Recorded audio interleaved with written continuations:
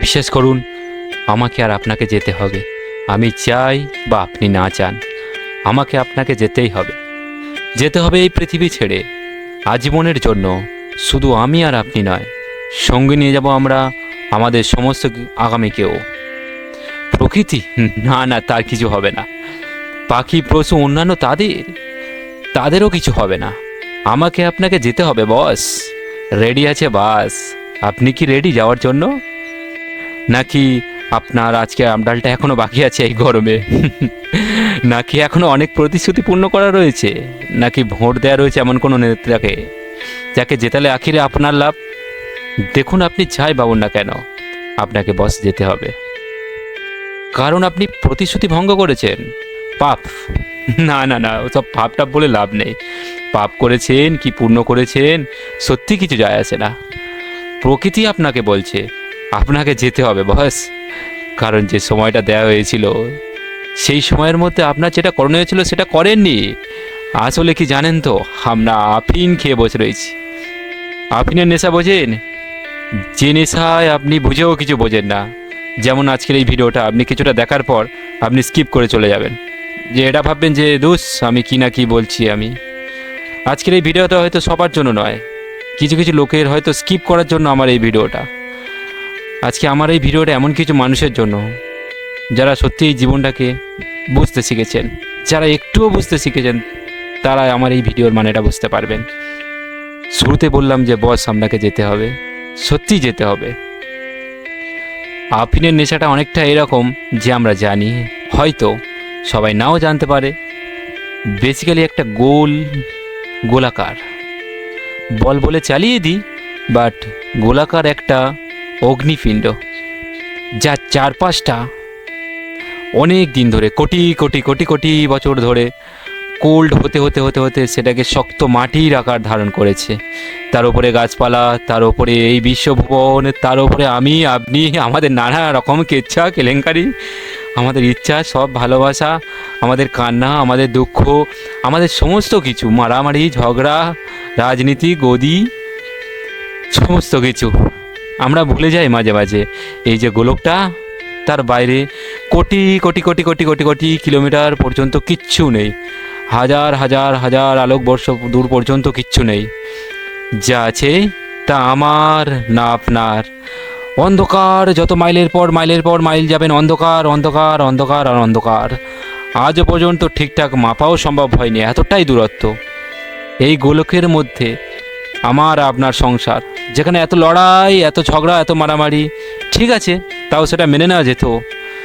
কিন্তু তাও একটা জিনিস মেনে নেওয়া যায় না, যে মা আমাকে জন্ম দিল, লালন পালন করে বড় করলো, প্রতিটা দিন প্রত্যেকটা মুহূর্তে আমার লালসা, আমার চাওয়া পাওয়া, আমার এগিয়ে যাওয়ার ইচ্ছে, সমস্ত কিছুকে পিছে ফেলে সেই মাকে প্রত্যেক দিন তিলে তিলে খুন করার, তাই তো একটা প্রচেষ্টা, এটা আমরা প্রত্যেক দিন প্রতিনিয়ত করে যাচ্ছি। তাই প্রকৃতি একটা কথা হয়তো যদি বলতে পারতো, তাহলে বলে যা করছো করো, কালের নিয়মে তোমাকে কেন, পৃথিবীকে কেন, সমস্ত কিছুকে একদিন যেতে হবে। কিন্তু মাত্র 2 লক্ষ বছর, কিন্তু মাত্র 2 লক্ষ মাত্র সময় রয়েছে। তোমরা যারা আমার সেই সন্তান, যারা সব থেকে শেষে এই পৃথিবী থেকে এসছো, এসে মাত্র এমন কিছু শুরু করে দিলে যেন সমস্ত কিছু তোমাদের জন্য তৈরি করা হয়েছিল। না, সমস্ত তোমাদের জন্য ছিল না। এত লোভ, এত লোভ। প্রকৃতির নিয়মে সমস্ত কিছু একদিন বদলাবে, কিন্তু তোমাদের জন্য সেই নিয়মটা অনেকটা আগে আসছে। মাত্র 2 লক্ষ বছরের মধ্যে সব কিছুটাই হরণ করে নিয়েছ। ডাইনোসরকে আমি এই পৃথিবীতে সময় দিয়েছিলাম 16 কোটি বছর, আর মাত্র 2 লক্ষ, 1 কোটি বছরও নয়, মাত্র 2 লক্ষ বছর, এর মধ্যেই সব কিছু জলাঞ্জলি দিয়ে দিলে। আমার বাকি সমস্ত সৃষ্টিদের নিয়ে কি শুরু করেছো তোমরা?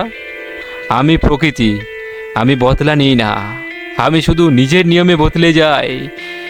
এটাই আমার প্রকৃতি, আর আমি বদলে যাব, আমি নিজেকে বৃহত্তরভাবে বদলাবো। শুধু তুমি নিজেকে বদলাতে চাও কিনা, এটাই তোমার পরীক্ষা। যদি তুমি নিজেকে বদলাতে না চাও, তাহলে আমার ঠেঙা, আমার কিচ্ছু যায় আসে না। কিন্তু তুমি যদি নিজেকে না বদলাও, তোমার বিনাশ অনিবার্য। আর এই বিনাশের জন্য কেউ দায়ী হবে না, তুমি নিজেই দায়ী হবে। তুমি যাই ভাবো, তুমি যাই করো, তুমি যে সেই পথে হাঁটতে শুরু করে দিয়েছো, আর সেই হাঁটা একেবারে বিনাশের পথে গিয়ে শেষ হবে। আজকে যখন আমি এই কথাগুলো বলছি তখন আপনি জানি না আপনি কতটা বুঝতে পারছেন, তবে আজকে এটা লিখে নিন, আপনাদের বিনাশ অনিবার্য চলে এসেছে।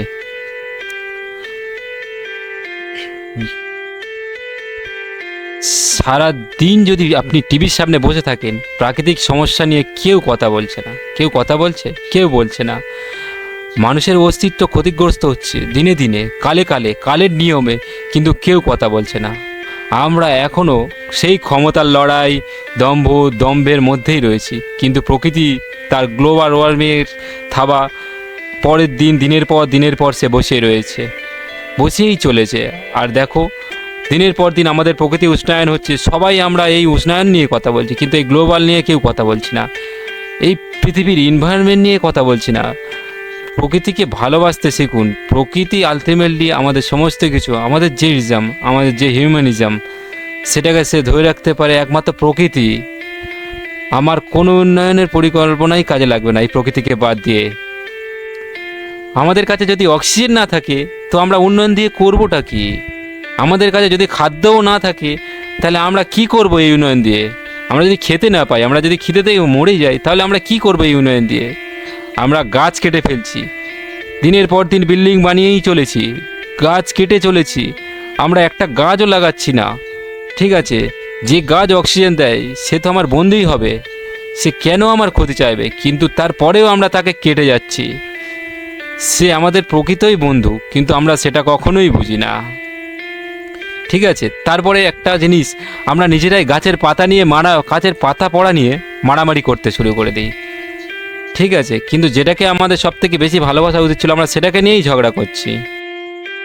যে গাছ আমাদের অক্সিজেন দেয় সেই গাছ আমরা কেটে ফেলছি প্রতিনিয়ত। যে গাছ অক্সিজেন দেয় সে তো আমার বন্ধুই হবে, সে কেন আমার ক্ষতি চাইবে? সেই প্রকৃতি আমার বন্ধুই, সে কখনো আমার ক্ষতি চাইবে না। একটি গাছ যদি আমাদের বলতো যে আমি তোমাদের অক্সিজেন দিচ্ছি, তোমরা আমাদের ট্যাক্স দাও, ঠিক আছে, তাহলে আমরা ভিখারি হয়ে যেতাম। অথচ আমরা তাকে সবচেয়ে বেশি অগ্রাহ্য করছি, যে আমার সবচেয়ে ঘনিষ্ঠ বন্ধু, যে আমার কাছে কখনো হাত বাড়িয়েও বলে না যে তুমি আমাকে ট্যাক্স দাও, আমি তোমাদের অনেক খাবার দিয়েছি, তোমরা আমাদের পয়সা দাও, কোনো দিনই সে আমাদের বলে না। ঠিক আছে, তো সুতরাং আমরা এমন বন্ধুকে না কেটে চলো আমরা সবাই মিলে এমন বন্ধুর যত্ন করি, আরও দিনে দিনে তাদের বাড়াই। ঠিক আছে, যাতে আমরা আরও গ্লোবাল ওয়ার্মিংয়ের হাত থেকে বাঁচতে পারি। ঠিক আছে, এখনও সময় আছে, যদি আমরা সবাই চাই, সচেতন হই, তাহলে অবশ্যই আমরা ঠিক থাকবো, ভালো থাকবো, সুস্থ থাকবো। ঠিক আছে, আপনার এই ভিডিওটি দেখার পর কোথাও যদি আমার কথাগুলো মনে হয় যে সামান্যতম বুঝতে পেরেছেন, তাহলে অ্যাটলিস্ট রিয়েলাইজেশনের জায়গাতে আসুন। পরে কি করবেন কি করবেন না, আপনার সন্তানকে লালন পালন করে অপদার্থ বানাবেন না সত্যি মানুষ বানাবেন, সেটা আপনি ডিসাইড করবেন। আপনি আগামী প্রজন্মকে কি দেবেন সেটা আপনি ডিসাইড করবেন, নাকি আপনি কিছু রেখে যাবেন গোবর সার।